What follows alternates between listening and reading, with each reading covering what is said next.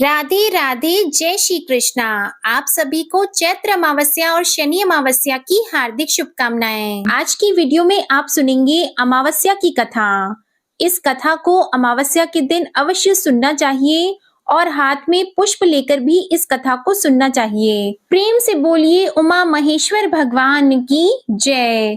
प्रेम से बोलिए भगवान श्री लक्ष्मी नारायण जी की जय। किसी राज्य में एक राजा और एक रानी रहा करते थे। उनके 4 संतानें थी, 2 लड़के थे और 2 लड़कियां थीं। एक लड़की का नाम था पूर्णिमा और दूसरी लड़की का नाम था अमावस्या। पूर्णिमा घर के कामों में निपुण थी और घर का पूरा काम अच्छे से करती थी। काम समाप्त होने पर वह भगवान की पूजा अर्चना भी किया करती थी। इसके अलावा उसका एक और नियम भी था कि वो रोजाना गौ माता की सेवा भी किया करती थी। वहीं उसकी दूसरी बहन अमावस्या ना तो घर का कोई काम करती थी और ना ही उसका कोई पूजा पाठ में रुचि थी और न ही वो कभी गौ माता की सेवा किया करती। पूर्णिमा सर्वगुण संपन्न थी, फिर भी राजा और रानी अपने दोनों बेटों से और पुत्री अमावस्या को ही प्यार किया करते थे। वह पूर्णिमा को ज्यादा नहीं चाहते थे, उसके साथ भेदभाव करते थे। समय के साथ राजा की चारों संतानें बड़ी हो रही थी। जब वे बड़े हो गए तो राजा ने अपने दोनों पुत्रों का विवाह योग्य कन्याओं के साथ करवा दिया। इसके बाद रानी ने राजा से कहा कि हे राजन, अब दोनों पुत्रियों का विवाह भी करवा दो, वह भी विवाह योग्य हो गई है।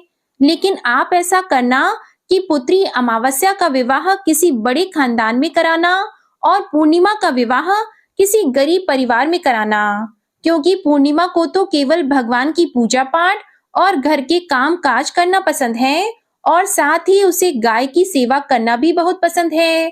गरीब घर में होगी तो इसके सारे काम हो जाएंगे और अमावस्या को कुछ करना पसंद नहीं है, इसके लिए बड़ा राजघराना देखना ताकि उसे कोई काम ना करना पड़े।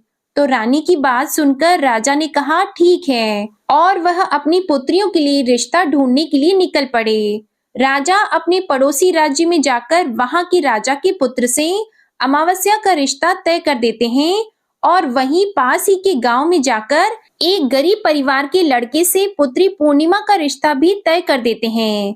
और घर आकर राजा ने सारी बात रानी को बताई तो रानी सोचने लगी कि अब देखते हैं भगवान इसकी मदद कैसे करते हैं।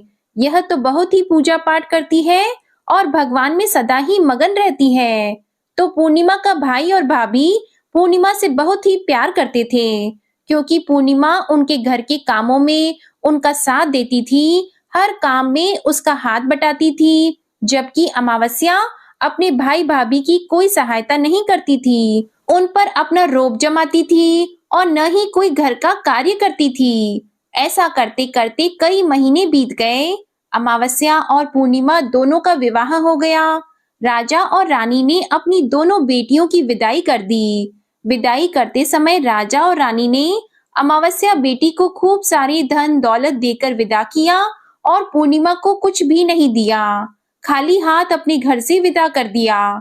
इसके बाद दोनों बहनें अपने अपने ससुराल चली गईं। कुछ दिन बीत गए। एक दिन अमावस्या अपने घर पर शिवजी की कथा रखती है, जिसमें वह सभी गांव वालों को निमंत्रण भेजती है, पर अपनी बहन पूर्णिमा को नहीं बुलाती। जब गांव की सभी औरतें अमावस्या के यहाँ जाती हैं, तो उन्हें इस तरह से जाता हुआ देखकर पूर्णिमा उनसे पूछती है कि आप सब इस तरह से तैयार होकर कहाँ जा रही हैं? तो वे औरतें पूर्णिमा से कहती हैं कि तुम्हारी बहन के यहाँ शिवजी की कथा रखी है, क्या तुम वहां पर नहीं जाओगी? तो पूर्णिमा कहती है कि मुझे तो मेरी बहन ने निमंत्रण भी नहीं भेजा, तो मैं नहीं जा सकती। तभी गांव की औरतें पूर्णिमा से कहती हैं कि बुलावा नहीं आया तो क्या हुआ, तुम्हारी बहन है, भूल गई होगी। यह तो भगवान शिव की कथा है, सुनने जाने में क्या हर्ज है। हम तो कहती हैं कि तुम हमारे साथ चलो। तो पूर्णिमा गांव की औरतों की बात मानकर उनके साथ भगवान शिव की कथा सुनने के लिए अमावस्या के घर चली जाती हैं। जब अमावस्या की नजर पूर्णिमा पर पड़ती है तो वह कहती है कि पूर्णिमा, तुम यहाँ कैसे चली आई? मैंने तो तुम्हें बुलाया ही नहीं। खैर कोई बात नहीं, तुम आ ही गई हो तो चुपचाप बैठी रहना और मेरे यहाँ रिश्तेदारों को यह भूलकर भी मत बताना कि तुम मेरी बहन हो। यह कहते हुए अमावस्या ने अपनी बहन पूर्णिमा की गरीबी का मजाक उड़ाया। तो यह सब सुनकर पूर्णिमा की आंखों में आंसू आ गए और उसने रोते रोते मन ही मन भगवान शिव से विनती करते हुए कहती है कि हे भगवान, क्या पूजा पाठ करना गलत है? गौ माता की सेवा करना गलत है?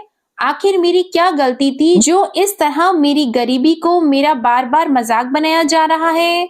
आप अपनी कृपा दृष्टि मुझ पर कब बनाएंगे? तब पूर्णिमा वहां पर बैठी बैठी यही बार बार कहती रहती है। इतने में ही शिव कथा पूरी हो जाती है और अमावस्या भगवान का प्रसाद बांटने लगती है। वह सभी लोगों को प्रसाद दे देती है, लेकिन अपनी बहन पूर्णिमा को प्रसाद नहीं देती। पूर्णिमा बड़े ही दुखी मन से बिना प्रसाद लिए अपने घर लौट जाती है। पूरे रास्ते वह यही सोच रही थी कि घर पर अगर बच्चे उससे कथा का प्रसाद मांगेंगे तो मैं उनसे क्या कहूंगी, और यह भी सोच रही थी कि मायके अपने भाई और भौजाई के यहाँ जाऊंगी तो वहां जाते हुए वहां के बच्चों के लिए भी कुछ लेकर जाना था। तो ऐसा सोचते हुए वह अपने घर लौट आई। घर वापस लौटकर आने के बाद में उसने अपने पति और बच्चों से कहा कि मैं कुछ समय के लिए अपने मायके जा रही हूँ। तो पति ने कहा ठीक है, चली जाओ। तो थोड़ी देर बाद में पूर्णिमा अपने मायके के लिए रवाना हो गई। चलते चलते रास्ते में एक चबूतरा आया जिस पर तुलसी का पौधा लगा था। उस चबूतरे पर एक बूढ़ी अम्मा बैठी थी। वह कोई और नहीं, साक्षात तुलसी माता थी। उस बूढ़ी माता ने पूर्णिमा से कहा कि बिटिया, तुम कौन हो और कहाँ जा रही हो? तो पूर्णिमा अपना परिचय देते हुए कहती है कि माँ, मैं अपने मायके जा रही हूँ। तो बूढ़ी औरत ने पूर्णिमा से कहा कि बेटी, यहाँ तुलसी का पौधा सूख रहा है, इसमें थोड़ा सा पानी डाल दो और इस चबूतरे को साफ कर दो, जिससे मुझे थोड़ी ठंडक मिलेगी। तो पूर्णिमा ने कहा कि ठीक है माँ, मैं तुलसी के पौधे में पानी डाल देती हूँ और यहाँ की साफ सफाई भी कर देती हूँ। तो पूर्णिमा ने साफ सफाई करने के बाद बूढ़ी अम्मा को भी नहला दिया। बूढ़ी अम्मा की सेवा भी की, उनके पैर दबाए, हाथ पैरों में तेल की मालिश की, कंघी की और फिर पूछा कि माँ, मैं आपकी क्या सेवा करूँ? कोई और काम हो तो बता दीजिए, मैं कर दूंगी। तो बूढ़ी अम्मा कहती है कि बेटा, अब कोई काम नहीं, तुम अपने मायके जाओ और वापस आते समय मुझसे फिर मिलती जाना। तो पूर्णिमा ने बूढ़ी अम्मा से कहा ठीक है माँ जी, अब मैं जाती हूँ, लौट के आऊंगी तो तुमसे मिलकर जरूर जाऊंगी। ऐसा कहकर पूर्णिमा वहां से चल पड़ी। कुछ समय आगे चलने के बाद में एक शिव मंदिर आया। वहां पर उसे एक बूढ़े बाबा मिले थे जो मंदिर के बाहर बैठे थे। वह भी कोई और नहीं थे, भगवान भोलेनाथ स्वयं थे। बूढ़े बाबा ने पूर्णिमा से कहा कि बिटिया, तुम कौन हो और कहाँ जा रही हो? तो पूर्णिमा ने अपना सारा परिचय देते हुए कहा कि बूढ़े बाबा, आज मैं अपने मायके जा रही हूँ। तो बूढ़े बाबा ने कहा कि बेटा, मैं तो बूढ़ा हो चला हूँ और मेरी आंखों की रोशनी भी ढंग से काम नहीं करती। तुम ऐसा करो कि मंदिर की साफ सफाई कर दो और शिवलिंग पर जल चढ़ा दो और भोले शंकर जी के आगे एक घी का दीपक जला दो। तो पूर्णिमा ने कहा ठीक है बाबा। यह कहकर पूर्णिमा ने शिव मंदिर की सफाई कर दी और भोले शंकर जी की विधिवत पूजा करते हुए बूढ़े बाबा से कहा कि बाबा, कोई और काम हो तो बताइए। तब बूढ़े बाबा ने कहा नहीं बेटी, अब तुम जाओ, वापस आते वक्त मुझसे मिलते हुए जाना। तो पूर्णिमा ने कहा ठीक है बाबा, अब मैं जाती हूँ, आते हुए तुमसे जरूर मिलकर जाऊंगी। तो ऐसा कहकर वह वहां से आगे चल पड़ी। आगे चलते चलते पूर्णिमा को एक काली माता का मंदिर दिखाई दिया। वहां पर भी एक बूढ़ी अम्मा चबूतरे पर बैठी हुई थी।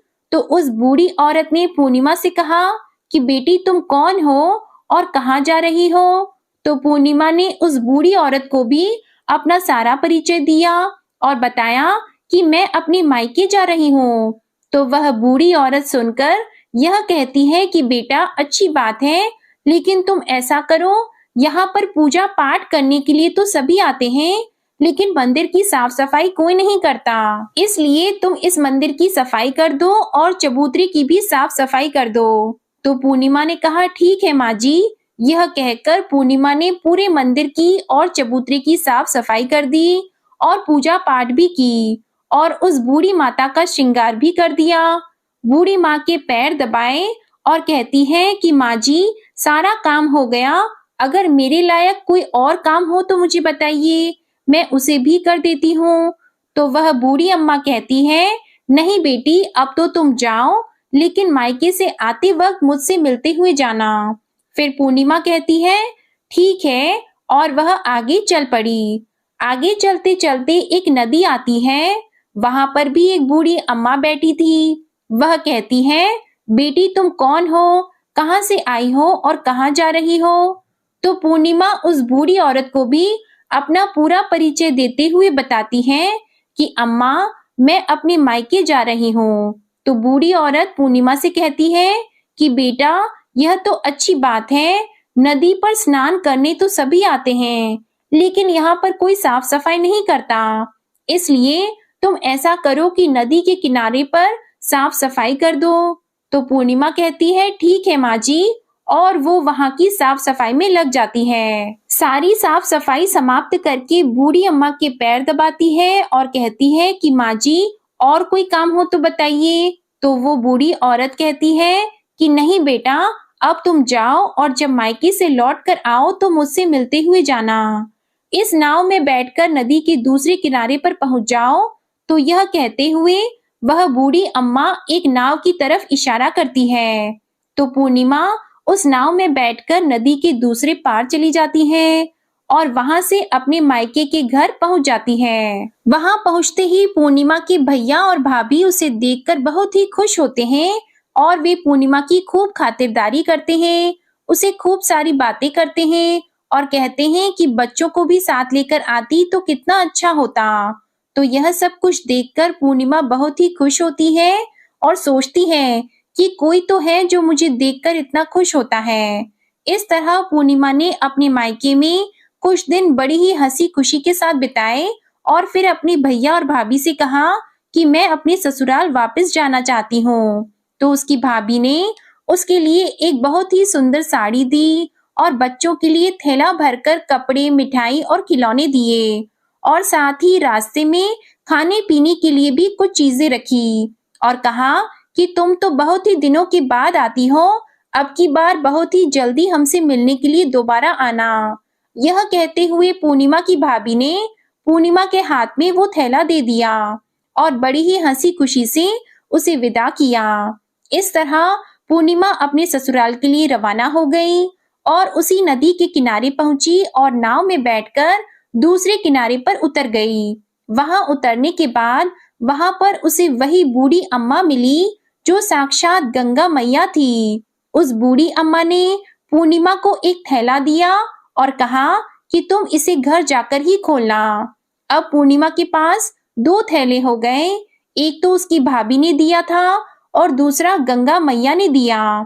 तो उन दोनों थैलों को लेकर जब वो आगे चल पड़ी, चलते चलते फिर वही काली माता का मंदिर आया।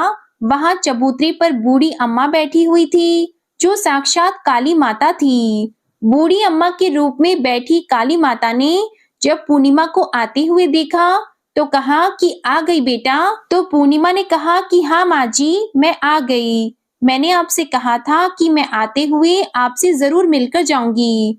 तो काली माता ने भी उसे एक थैला दिया और कहा कि तुम यह थैला अपने घर जाकर खोलना। अब तो पूर्णिमा के पास 3 थैले हो गए। तीनों थैले लेकर पूर्णिमा वहां से चल पड़ी। चलते चलते शिवजी का मंदिर आया जहां बूढ़े बाबा के रूप में स्वयं शिवजी विराजमान थे।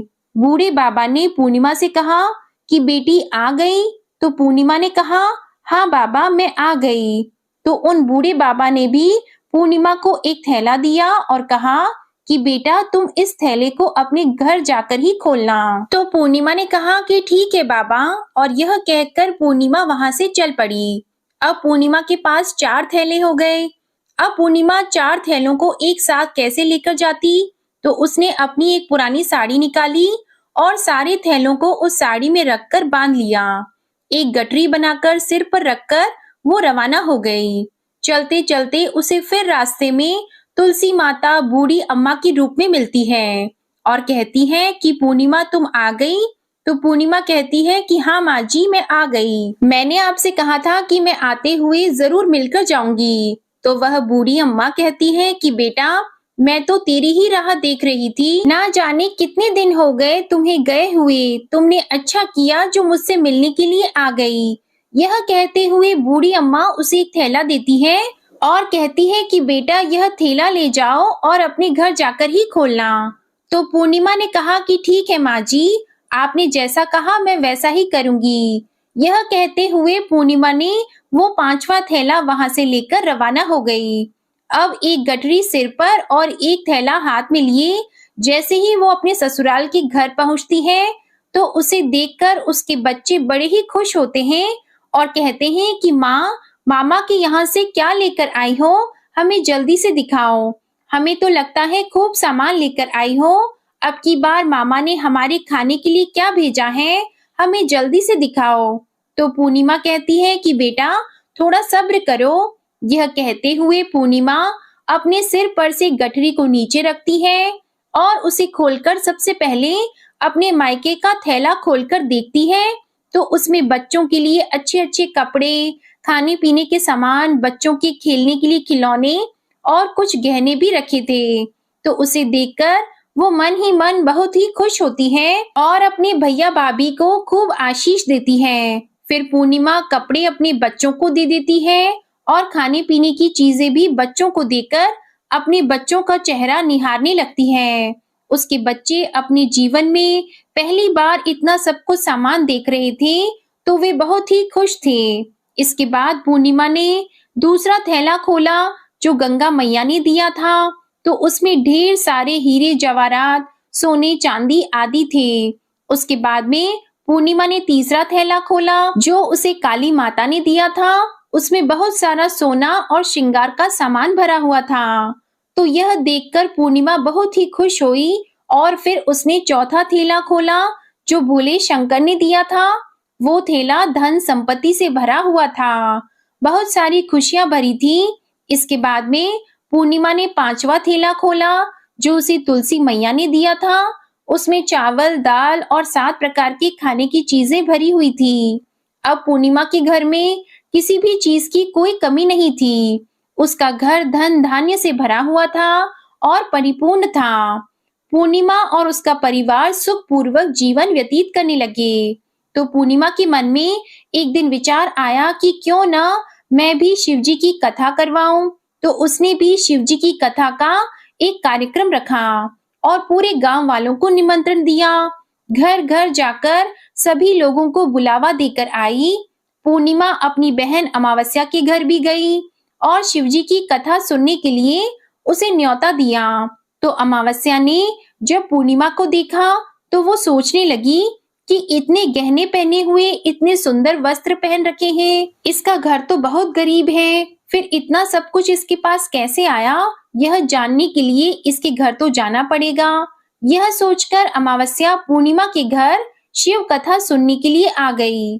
तो उसने देखा कि पूर्णिमा के घर में कोई चीज की कहीं भी कुछ कमी नहीं थी। तो इतनी सारी धन दौलत देखकर अमावस्या आश्चर्यचकित हो गई और पूर्णिमा से पूछने लगी कि तुम्हारे घर में इतनी धन दौलत कहाँ से आई। तो पूर्णिमा ने कहा कि देखो बहन, तुमने शिवजी की कथा में मुझे नहीं बुलाया था, फिर भी मैं चली आई। तुमने मुझे प्रसाद तक नहीं दिया और मेरी गरीबी का मजाक उड़ाया था। उसके बाद मैं अपने घर आ गई और घर आते हुए मन में यही सोच रही थी कि अपने मायके जाऊंगी और बच्चों के लिए कुछ लेकर आऊंगी। तुमने तो मेरे बच्चों के लिए प्रसाद तक नहीं दिया, इसलिए मैं तुम्हारे यहाँ से आते ही मायके चली गई। यह कहते हुए पूर्णिमा ने उसके बाद जो घटना हुई वो सारी की सारी अमावस्या को बताई। तो ये सारी बातें सुनने के बाद अमावस्या कहती है कि तुम मुझे प्रसाद मत दो और मुझे खूब डांट लगाओ। तो पूर्णिमा कहने लगी कि यह तो भगवान का प्रसाद है, मैं तो सबको दूंगी और तुम्हें भी दूंगी। इतना कहने पर भी अमावस्या ने प्रसाद नहीं लिया। वह बिना प्रसाद के सीधे अपने घर चली गई। घर जाकर अपने बच्चों और पति से कहने लगी कि मैं मायके जा रही हूँ। तो उसके पति ने कहा, कोई बात नहीं, कुछ दिन रुक कर चली जाना, अभी मुझे कोई काम है।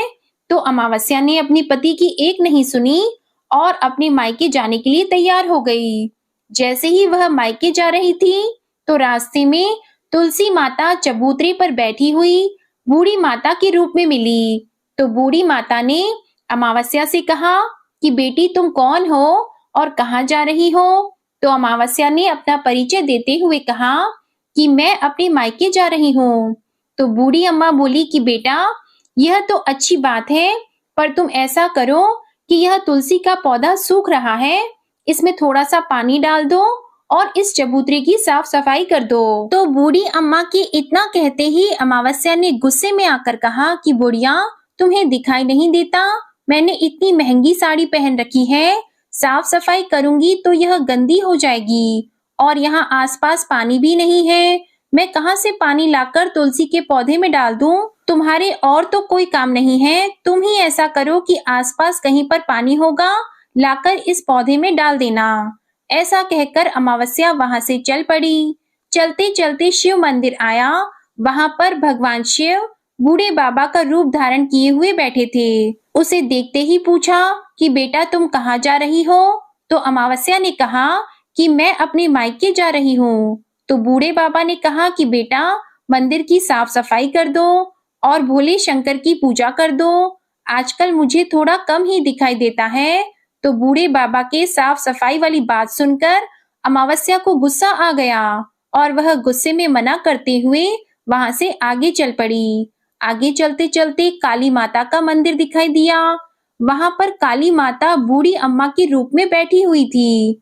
तो अमावस्या को देखते ही काली माता ने पूछा कि बेटी तुम कौन हो और कहाँ जा रही हो? तो अमावस्या ने कहा कि मैं अपने मायके जा रही हूँ। तो वह बूढ़ी अम्मा बोली कि बेटी तुम मेरा एक काम कर दो, इस मंदिर में पूजा पाठ करने तो सभी लोग आते हैं, लेकिन साफ सफाई कोई नहीं करता, तुम ऐसा करो मंदिर की साफ सफाई कर दो। तो अमावस्या इस बात पर भड़क पड़ी और कहने लगी, ना तो मैं तुम्हारे इस मंदिर की पूजा पाठ करूंगी और ना ही इसकी सफाई करूंगी। तुम मुझसे कह रही हो, इससे अच्छा तो यह है कि इस मंदिर की सफाई तुम खुद कर लो, तुम्हारे और कोई काम नहीं है। ऐसा कहकर वो वहां से चल पड़ी। आगे चलते चलते फिर वही नदी आई। उसके किनारे पर भी एक बूढ़ी अम्मा बैठी थी।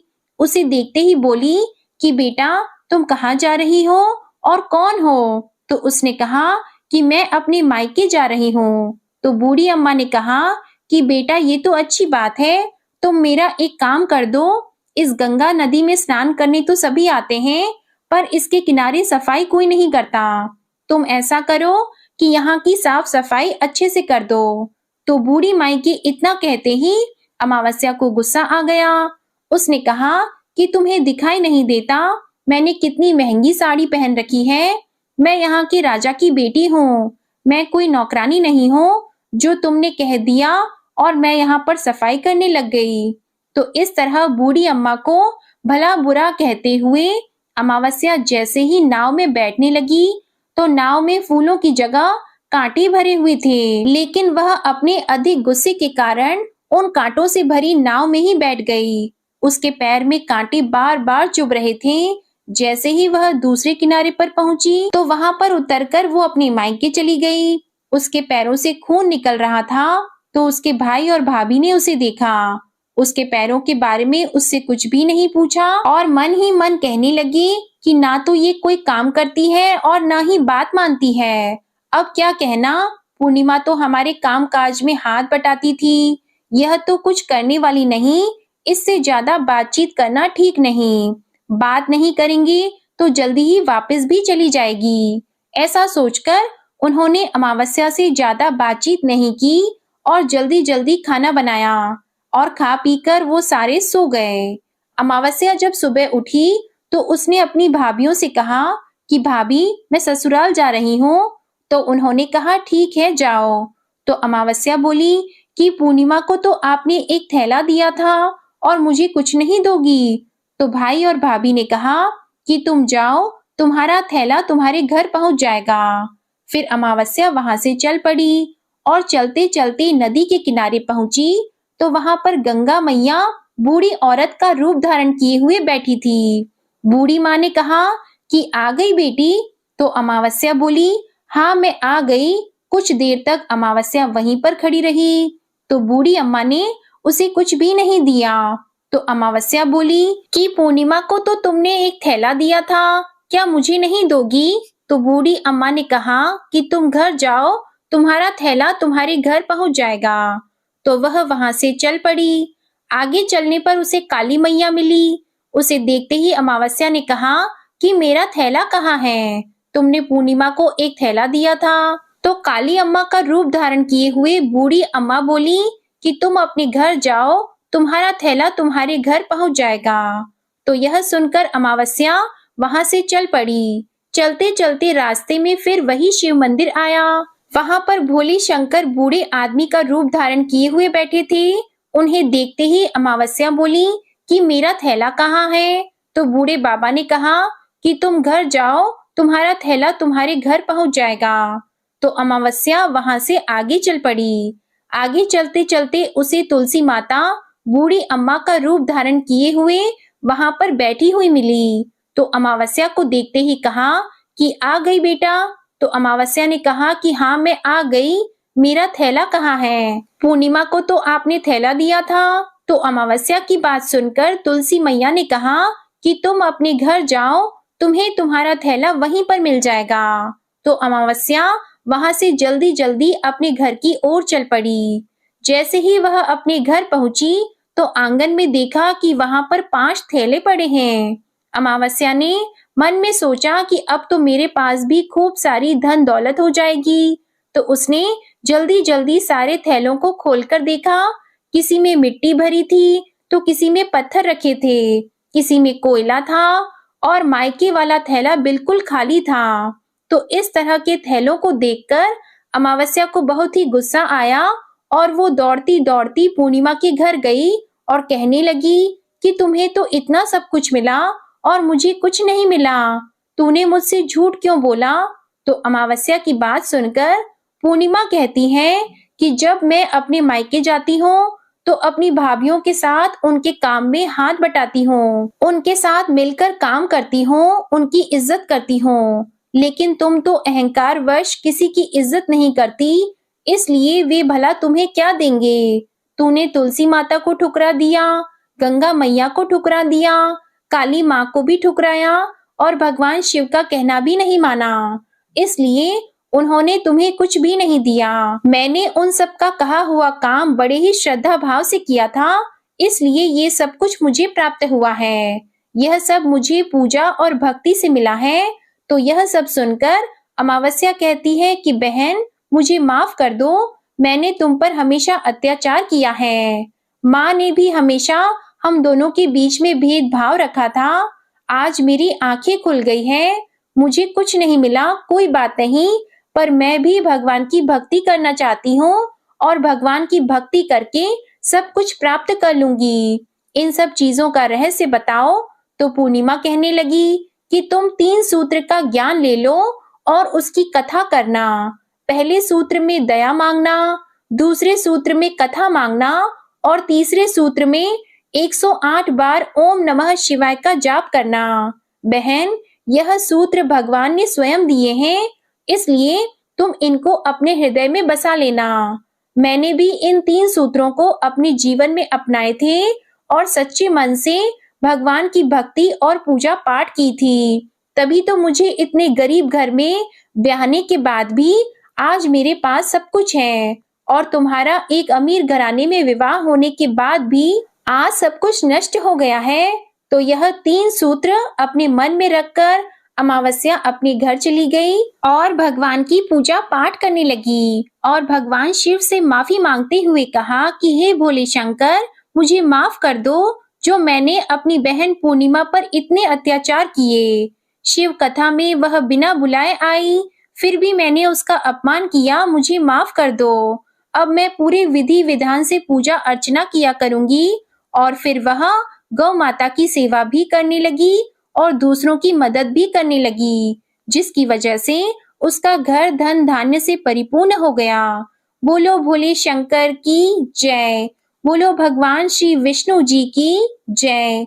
तो ये थी अमावस्या और पूर्णिमा, दो बहनों की कथा, जो अमावस्या और पूर्णिमा के व्रत में अवश्य ही सुननी चाहिए। भगवान भोलेनाथ और भगवान श्री हरि विष्णु जी आपकी सभी मनोकामनाओं को पूर्ण करें।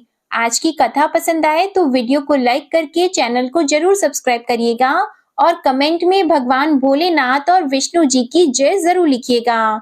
जय श्री कृष्णा।